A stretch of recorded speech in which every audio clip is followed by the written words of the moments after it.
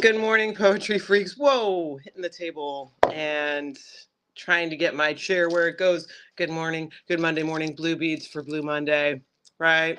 Um, I hope you have had a wonderful weekend and you are ready for a little breakfast poetry live this National Poetry Month. It's day 13. We're almost halfway through. I have to this point normally been doing it on Instagram. This is my second time doing YouTube. Maybe we will flip it for the second half of the month where I'm on YouTube more. Anyhow, welcome to Breakfast Poetry Live. We're going to start with a little whodunit verse. I listened to Guide to the Unknown podcast, well, every Friday, but on Friday, and they talked about a reality show from back when called Whodunit. I never heard of it. Anyway, they are sprinkled with little rhyming riddles. I'm going to name 3 that they recited. Go around the house and find the lay. If you fail, you may die, okay? We're not here to critique poetry. But sometimes that can be a little forced if you use okay to serve the rhyme. Lay, flower necklace, Polynesian and such. Break the string and arrange the letters. Use the light. That's even better. Kristen and William were especially offended by the adding of S to better. You know, that's even better, as they said, kind of a lame line anyway. Anyway, this is not a poetry reality show, Who Done It? But they do use some rhyming verse. I thought it was an interesting pop-up of poetry. Spell 3 words to hear the clue. Beware of monkey see, monkey do. That's all I have. I wanted to just point out, hey, poetry came up out there in a different part of the world from my poetry world, right? Guide to the Unknown, spooky stuff. So that was fun. Um, that's how we'll start our week, our work week for Breakfast Poetry Live. Time for the Daily Baroness. I will show a print of her later. I'm just going to show some prints. I better write down to show some prints. I'll do it right after this because since I'm doing it on YouTube, I want to show a little more of what we're doing, but not get carried away. The Daily Baroness, Elsa von Freitag Loringhoven, who is a very inspiring person, lived 1974, that's me, 1874 to 1927, so hopefully I won't follow her pattern, but let's make this next year count. Here crawls Moon from the poem Enchantment. Elsa von Freitag Loringhoven. Listen to Poetry Freaks episode 11 for a whole lot more about her, but she was a fearless artist and an erotic poet, and just kind of adorned herself as a work of art with found objects, and was called the first American Dada, which was a movement of art and poetry back around World War I and after. So thank you for joining us. A little shot in the arm from the Daily Baroness. I'm going to show the prints now. I just have a few. I have the big ones because I do little block prints for what I will tell about later, the String of Pearls poem. But I did some big ones because, well, if you're new here, String of Pearls poem is an annual. I have clips all over this thing to keep them flat. It's an annual project, National Poetry Month, where I collect a bunch of lines that I've kind of written throughout the year or found in my journal or found in my notes app, and then draw them one at a time. Every day in April, assemble a 30-line poem throughout the month, and I do little block prints with a theme.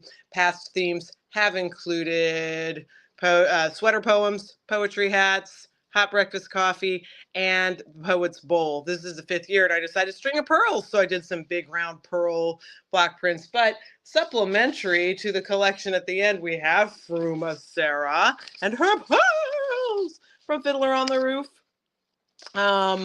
Leaping out of her grave to defend her pearls from a new wife for her husband. Here we have Anne Waldman, beat poet, in her beads and such. And there's another of Anne Waldman. It seems like I did another one. Oh, yes, I did. The Baroness. Elsa von Freitag Loringhoven in her many beads and pearls.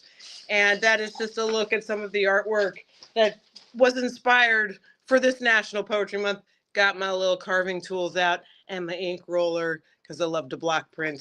So we showed some prints.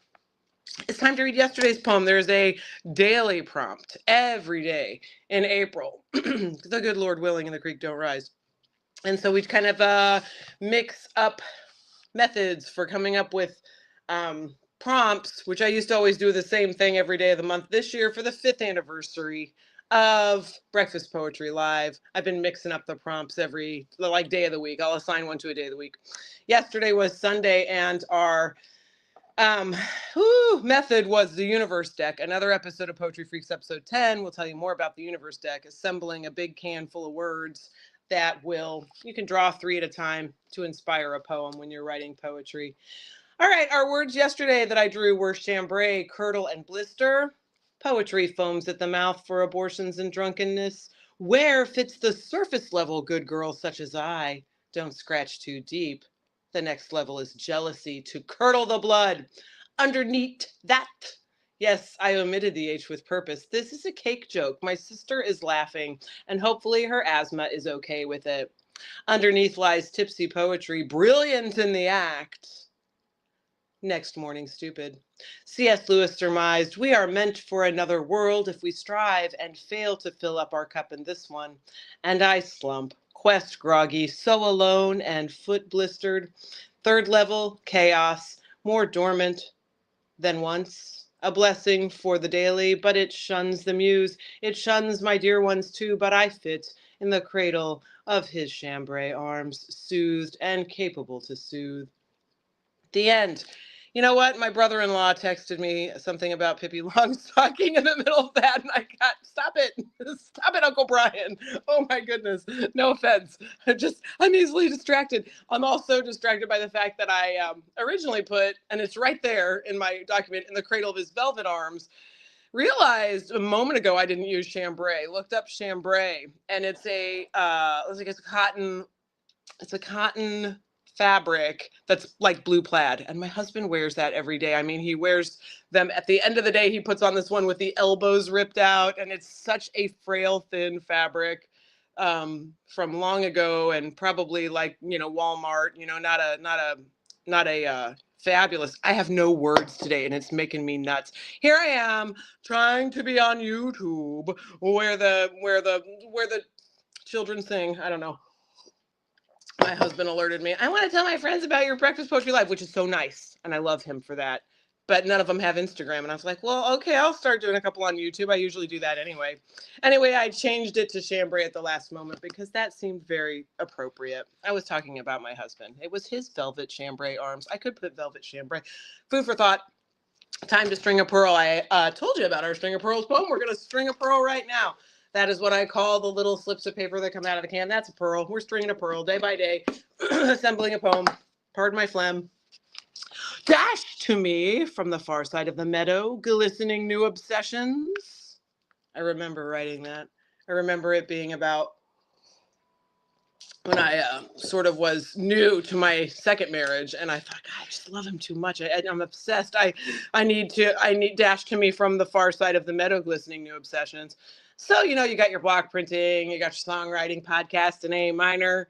Don't neglect. Got like 143 songs out there. In April, I really tried to poetry theme them. I'm going to say they're always poetry themed. They are. You put your mind to it, you can make it a poetry song. Song from a poem, song about a lost poem. That's the most recent one. A poem that I wrote years ago and misplaced.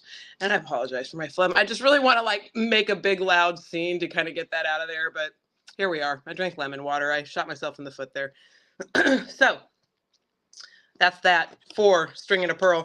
Now we've got to come up with a prompt for a poem to write between now and tomorrow's Breakfast Poetry Live. Please write along and I'll read it. I have some cards from the Poets Tarot. Yes, I took out only the poet ones. And this is from Two Sylvia's Press. They have a lot of fabulous, fabulous tools for poetry prompts. So today what we'll do is we'll draw a poet without looking, and then we'll just read one, write one. Read a poem by them. Let that inspire a poem for tomorrow. I've got one in my hand. I've chosen John Berryman. Look at that. Berryman. Wait, oh, see, there's his name right side up. So by George, he is upside down. I love him so much. And I do have a little stack of books next to me of the poets. I selected the poets from the deck that I have books for. Just right here on hand. And so let me please find John Berryman, Love and Fame, John Berryman, Delusions, etc. Also the author of Dream Songs, but that's a big long work. It's like more of an epic, epic poem, big long story. So I'm going to choose a poem. Oh, it's got to be Delusions, etc. And I don't know which one to pick. So I'm going to flip for just a minute, just a minute, just a minute. I know there are poems in here I like, and I'm just going to read this one that's called No. I don't know what it's going to be. It could be anything. No is the title. John Berryman. She says, seek help, ha ha ha ha, and Christ. Gall in every direction, putrid olives, stench of the Jersey flats, the greasy clasp crones in black doorways afford their violent clients. Oh. A physicist's lovely wife grinned to me in Cambridge. She only liked, apart from getting gamblers hot and stock out on them, a wino for the night in a room of Scollay Square, a bottle, his efforts. Dust in my sore mouth, this deafening wind, frightful spaces from down from all sides. I'm pale, I faint for some soft and solid and sudden way out, as quiet as hemlock in that in that attic prose. With comprehending friends attending, a certain reluctance but desire here too, the sweet cold numbing upward from my burning feet, a last and calm request, which will be granted. Wow, complicated poem, different lifestyle from my own. So this will be a wonderful challenge for writing a poem for tomorrow. Wow, I'm going to have to like photograph that poem. Could take the book with me, but it's such a great title with those. Look at this, and it's got my titles. My cover page is a little. What do you call it? Book jacket is a little tattered. It's hot. Taking off my ghost sweater. It's a work day, and I can't find words. So let's wrap her up by reading from Art Wraiths. I thought I do have some books out there. Hi, Clip. And I just chose Art Wraiths. There's Roland S. Howard in a colorful portrait for the front. This was in my days of unseen, empty loneliness. What's all the words? Nothingness. And I wrote a lot about other artists and musicians that I found sexy. Okay, let's just say it. All right. This is called Screams. I dig a good scream. I wrote in a poem long ago, far away, antagonized, set in a fabled luncheonette. Now my second or third home, spiritually. But I hadn't found you yet, O keeper of shrieks, when I wrote that. I watch it bloom, this fact in time lapse, fluoresce into my most mystical moment of all, and perhaps my only, as prophetic poet. Stay, dream, in some forested gatherings, you are the only truth. I feel your fingers releasing my arms, and my headdress of grandeur tilts, falls ridiculous, and it's time to boil the lentils. Substance, imported importance, eloquence, all fallen to amnesia. What's your name again? Accompanying it, I don't know, maybe the poem on the previous page, but there's some dolls I made. What's it called? Nick and Blixa share a sweater. Oh, I'm sorry. Cave and Bargeld shave a sweater. Nick, Cave, Blixa, Bargeld. Made them into dolls, knitted them one big sweater to share, sent it to a friend who was having surgery. Art Wraiths poems by Amy Zollers was the name at the time. There's a McAnally on there now. Songs of searing devotion. So why not be a shameless self-promoter like Thomas Edison and Gertrude Stein? I'm in good company. Art Wraiths, thank you for joining me for this episode or this daily stream, Breakfast Poetry Live. And I hope you will enjoy the poetry that we shared and get some poetry in ya and have a marvelous Monday in spite of my attitude. See you tomorrow.